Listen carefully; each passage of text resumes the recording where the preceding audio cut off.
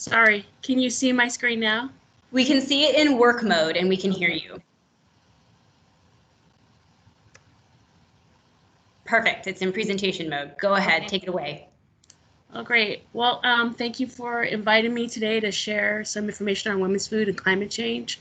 I'm Cheryl Shippentower, and I work for the Department of Natural Resources and Range, Ag, and Forestry. So a little bit about what I'll be talking about today is I'll give an overview of the women's food, briefly kind of so we can make that connection with climate change, talk about the impacts that climate change is having on women's food, and then move on to our women's foods projects and how we are, how these projects are assisting us in meeting the First Food mission and addressing climate change.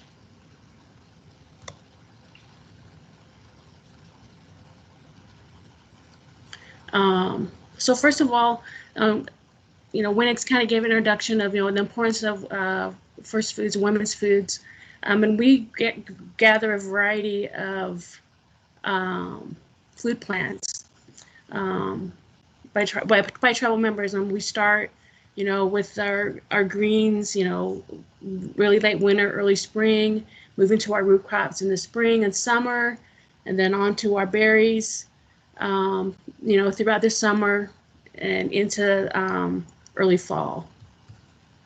And there's a variety of foods that we gather that I won't be talking about today, but I just, wanted to, kind of display some of the foods that we won't be, but are still important to the tribe and are still gathered today.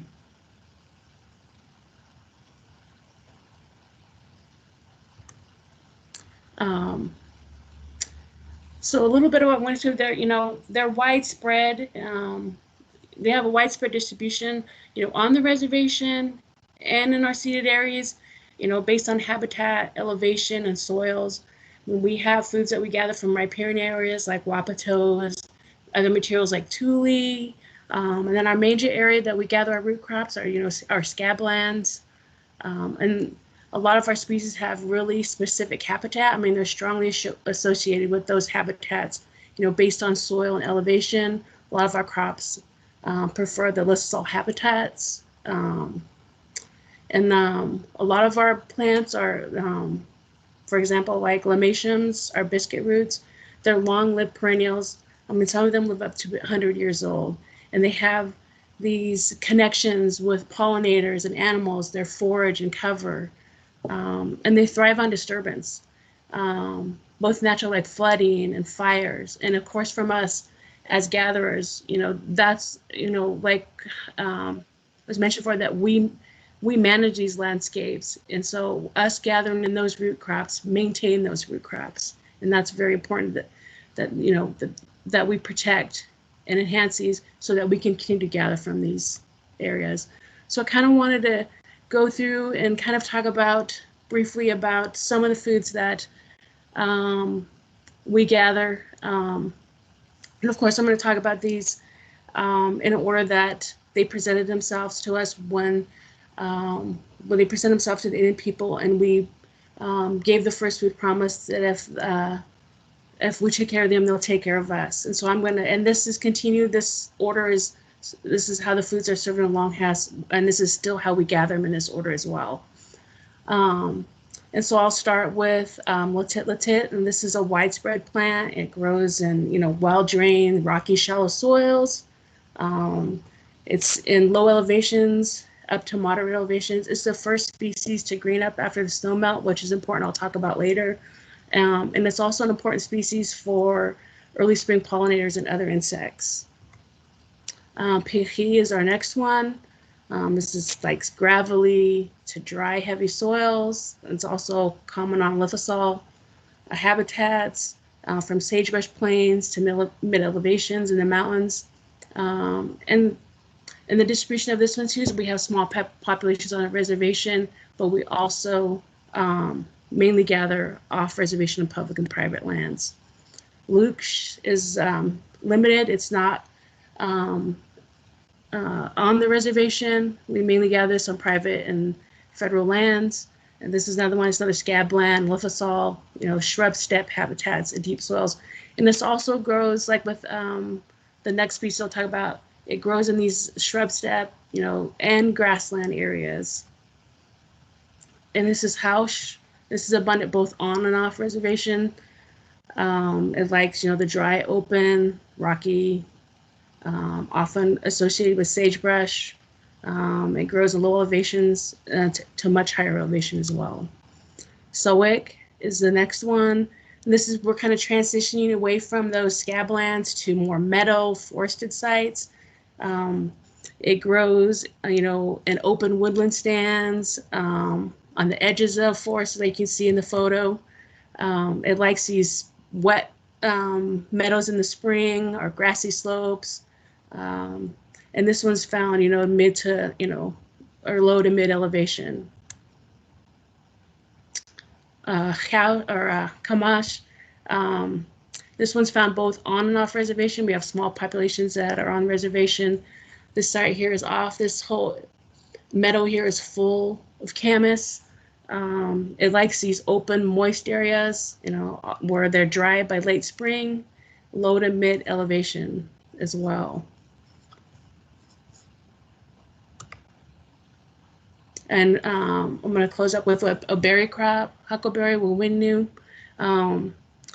It's found, in dry to moist coniferous forests. It likes open areas. It doesn't like the canopy too close. It's the moderate to mid elevation as well. And I kind of want to talk about kind of the issues. These are historical and current that have impacted our women's foods. And with climate change, it's going to amplify that. We've got plant community transition from invasive species. We've got, issues with access to gathering areas, and with the changes of climate change, that might impact that as well. So I want to talk about what kind of the observed and projected trends that we're seeing in Oregon. We're going to see, increases in temperature, changes in our precipitation and snowpack, with the, continued increase of global greenhouse gases. So we'll see, the greatest season temperature increases in the summer. We'll have greater precipitation, but it'll be more as rain than snow. And then our snowpack will vary geographically throughout the state. So I kind of want to move next into talking about how climate change is impacting women's foods. It impacts it at, physiological level as well as plant community. And this impacts the diversity and distributions of our food. So first, what we can see right now today is we're already starting to see, changes in the timeline of flowering and the phenology of our plants. We're seeing this shift of species distribution, moving poleward or upward in elevation. So if we see this shifting in flowering, we'll see loss of reproduction capacity of our women's foods due to increased frost damaging, or we'll see uncoupling with the plant pollinator interactions. And then with the distribution, it'll vary greatly by species. And then this will alter the availability and access for tribal people in the future. So I'll kind of start out with kind of the physiology, start over. So we'll talk about kind of the plant responses to the rising CO2 levels. We'll see increased growth and biomass, so carbon sinks, which is a good thing, but it'll get to the point, where plants will start becoming a source instead of a sink. But I wanted to talk about, CO2, certain plants that'll be advantageous for them.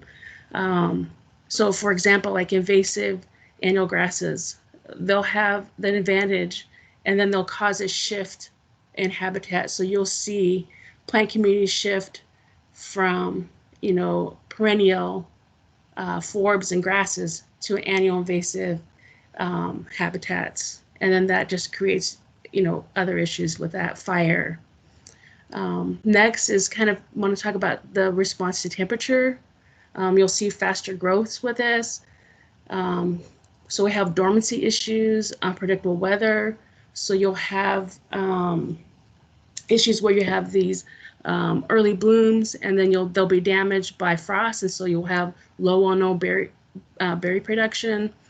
Or you'll have unpredictable weather events where like we had a few years ago, we had a really early frost, and it damaged a lot of chokecherries. In the following year, we had very little chokecherry production that following year. Another one, kind of responses to water, and this is what we're going to see in the Blue Mountains.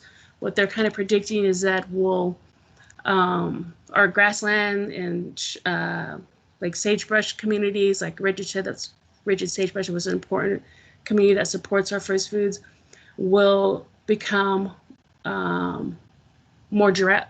They'll be converted to more drought species. So, what this causes is stress to the flower. It'll cause it to flower sooner, and then you'll have either a rapid seed set, or the more of the allocation will go to the root growth. And this is what you'll see, how it'll impact our women's foods, is that we collect some of these at vegetative stages before they flower, and so we will potentially miss those windows. And I've seen that with bitterroot on some years when we've got really high temperatures in early spring, and it just pushes them, they don't flower, and that impacts the reproductivity of those plants, and they just go right past the flowering. And next is unpredictable weather. We depend on the predictable weather to set our gathering times, our feasts. And so what the ladies have been sharing with me is that this is a quote from at the beginning of harvest time, we worry about snow and rain when gathering, and now we don't know what to expect, either unusual warm temperatures when we're gathering celery, which is late winter, or really wet conditions in the spring when we're gathering our root crops, and this impacts the quality of those root crops and how we process those as well. Shorter winters and less snow. Snow insulates and protects our plants in in harsh conditions in the winter from freezing temperatures and winds that we're experiencing right now. So it may be hard to see in this picture, but what I've seen or noticed on huckleberries is these dead stems, and that's from those stems not being protected from cold temperatures and winds. We're seeing the change in gathering season. They're predicting these longer growing seasons, but what the ladies are seeing out there is that they have a shorter window to get out there and gather. I think it's starting sooner and ending quicker. And then I wanted to move on kind of the plant community interactions. Like I mentioned before, invasive species, their invasiveness is going to increase with more suitable conditions, the increase in CO2, the severity of disturbance, so like fire, and these are all natural. We have our plant communities, our ecosystems aren't static. There's constant disturbance, there's constant change, but it's the severity and frequency of that's going to impact our plant communities, their resilience and their, but the biodiversity is just native plant communities can't keep up with that constant disturbance. And then there's migration barriers. And some of our plants, like our biscuit roots, our lomatiums, they're not efficient seed dispersers. So, how will barriers, and will they, there'll be barriers from on the landscape, and will they be able to adjust fast enough with climate change? Another is the plant-pollen interactions. These phenological changes could lead to decoupling, so you could have pollinators that respond to air temperature, then plants don't respond until snow melt. So you have this decoupling where one comes out first, and then it's really important. So we have like our celery that flowers right after snow melt. It's really important for pollinators, bees and butterflies, and then it's also important for that food to be pollinated. So we need to have that company. And so But then we may have, they may respond together, or they may, we just don't know. It's a lot of unknowns. So I kind of wanted to share some modeling work that was done on the roots and huckleberries. The first one I'll talk about is what's done by GIS. There was a climate data story map created, and this is available on the website if you guys are interested in looking at it. The available climate change was put together to show the different impacts to all our, not just plants, but to water quality, snow melt, precipitation, fisheries. But what I'm going to talk about is the root ones first. And then what this does for us is kind of, this information kind of enhances our decision-making abilities, to first foods. So here's a map that shows the distribution of our root crops within our seeded area, within the Blue Mountains. And this next one shows the potential changes to vegetation by mid-century. And this is at the high emission in the Blue Mountains. So the darker areas signify the change of plant communities. So you can kind of see the overlap with our foods. And so I'll go to the next one, where it's the end of the century, where you see a huge change. The darker areas show the change in vegetation.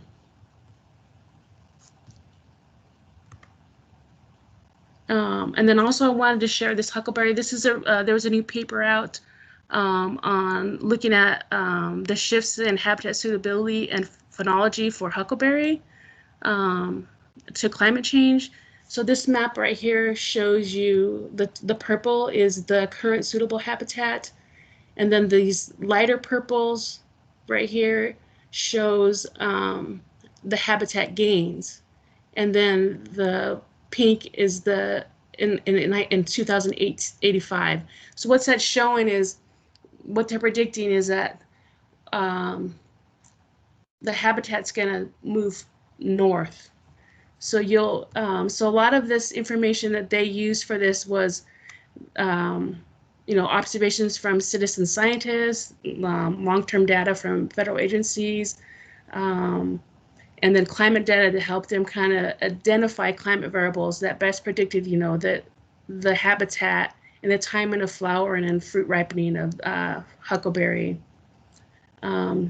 So what this is showing by the end of the 21st century, with these high and mid emission scenarios, that the range of black huckleberry is going to contract at lower altitudes, and more southern locations in the future. And then you'll have more suitability, may increase at higher altitudes and northern latitudes. And that's what this map is showing, is, that we're going to have more suitable habitat in the northern areas and higher elevations.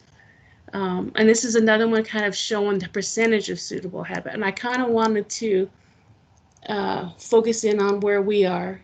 And you can see that the percentage of change is, our area right here is kind of in this negative. So this shows us losing up to 40% in some areas, suitable habitat for huckleberry.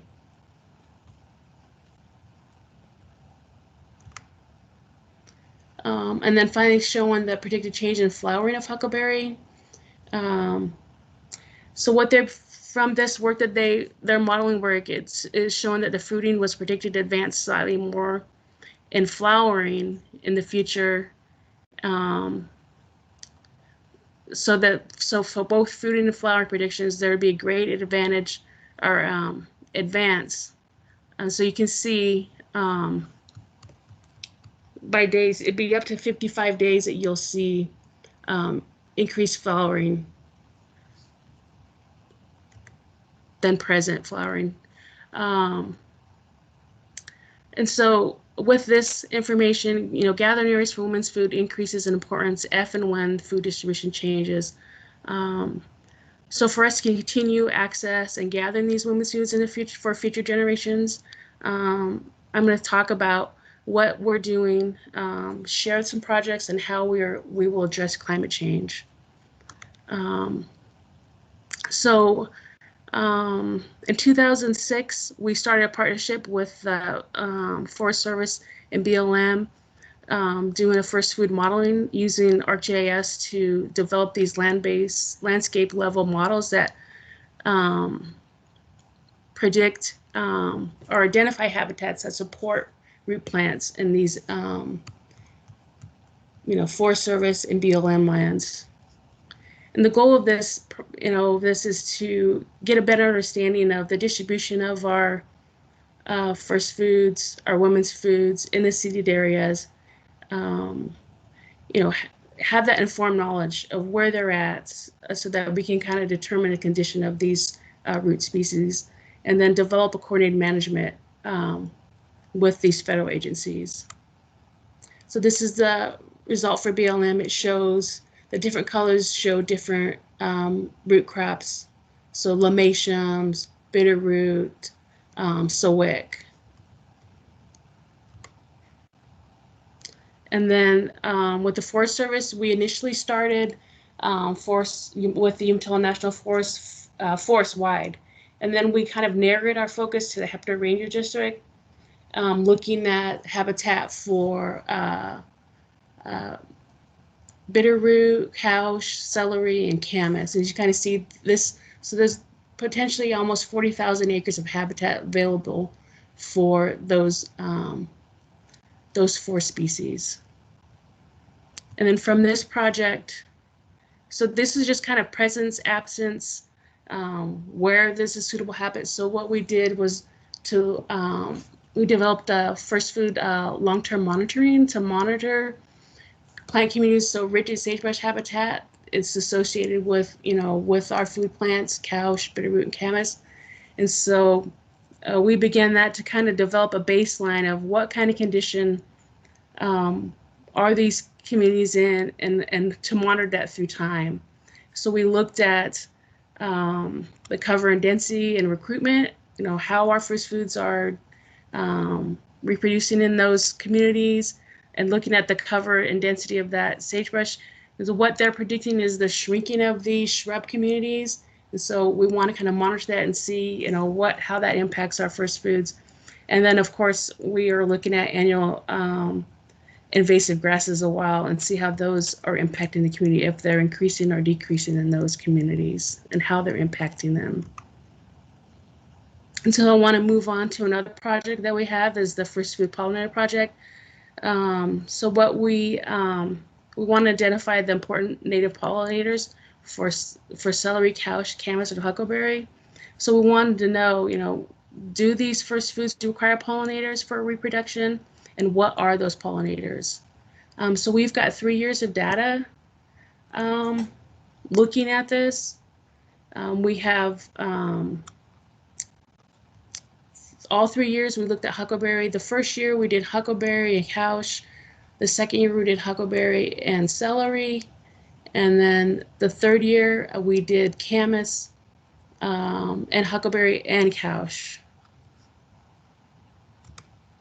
Here's some of the results. So for celery, we had their ground nesting bees. So we're all miner bees, but they're all different species. So celery had the white-haired miner bee, or couch had the western miner bee, and camas the blue and black miner bee. And what was interesting is we had overlap of camas and huckleberry of the same two species of bumblebee. And so it's really important that we have this understanding so that we can protect these resources, make sure that we provide habitat protection for these plant communities and have flora diversity, and be cautious with our herbicide application within these areas, so we can protect these, so that they can have this continued pollinator and first food connection. So the next project I want to talk about is our Huckleberry Monitoring Project. We want to expand our understanding of habitat requirements for huckleberry, so we can make these informed management decisions. There's not a lot of information out there on our women's foods. And so what we're going to do is establish these weather stations. We've got 2 that will be on reservation and 1 on Forest Service, and we'll be looking at these different parameters and how that affects the habitat, and also the phenology, how these, so we'll manage that or monitor that over time. So with all those parameters we're measuring, we'll have cameras set up to monitor the phenology. And so having that other information will help us to, identify what impacts, the budding, the flowering, and the berry productions. They vary from year to year in the Blue Mountains. We have really good years and we have not so good years. So this will be really good information to inform on huckleberries. And then finally, I want to close with what we're doing on the ground for restoration. So like Andy had mentioned and what's mentioned in the previous is we've got these guiding documents, the Upland Vision and the River Vision, that will help us. It kind of describes the desired, ecological processing for first foods and proposes management strategies that we can incorporate the community's values and needs. But what's important is that with these documents and others, and we've got our forest management that Andy had talked about. We're now developing a new range management. We've created invasive weed management, and so what we're hoping is that we'll create these climate resistant, resilient plant communities, and then as well as response strategies to climate change. And I didn't want to end. I want to end kind of on a positive note. There's always been environmental change, and the tribes have been really resilient. There's always been an expectation of variation, recognizing that there's a range in variation of weather and productivity of resources. But I think that it's important that that we manage these landscapes for first foods, so that we can continue this way of life. And we have been managing these landscapes for thousands of years, and we continue to gather the same foods. And then the importance of traditional phenological knowledge, or just traditional knowledge. Tribal people have the knowledge of plants, first foods, to determine the timing and gathering of foods. We determine when our first foods feasts are, collection, and this is all based on predictable weather patterns. And I think that as tribal people, that we can help inform decisions on climate change, because we're so connected to the landscape and we can see all the changes that are going on throughout the landscape when we're gathering, whether we're fishing, whether we're digging roots, whether we're out there picking berries or medicine. We just have this strong connection with the land. And so I wanted in closing to acknowledge the first food gatherers who've shared the information with me. Stacy Schumacher, who did all the GIS, the mapping and modeling work for women's foods.